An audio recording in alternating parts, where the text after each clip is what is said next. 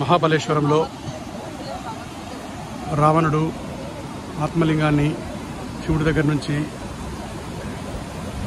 తీసుకొని వస్తూ ఇదే సముద్రం ఒడ్డున సంధ్యావందనానికి వెళ్తూ ఒక బాలుడి రూపంలో వచ్చిన గణేశుడు ఆయనకు అప్పచెప్పగా, ఇక్కడే నువ్వు తొందరగా రాకపోతే నేను ఇది నేలపై పెడతానని చెప్పి, అదేవిధంగా అతన్ని సంధ్యావందనము ముగించుకోకంటే ముందే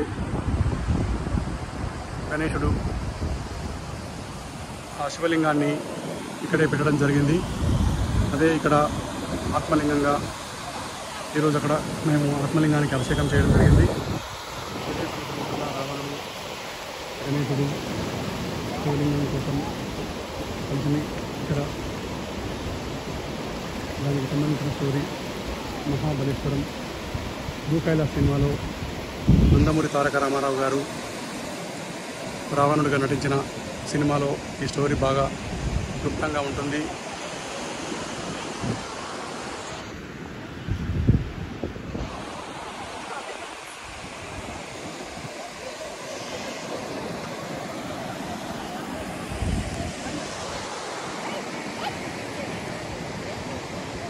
ఓం నమః శివాయ, ఓం నమః శివాయ, ఓం నమః శివాయ, ఓం నమః శివాయ, ఓం నమః శివాయ, ఓం నమః శివాయ, ఓం నమః శివాయ, ఓం నమః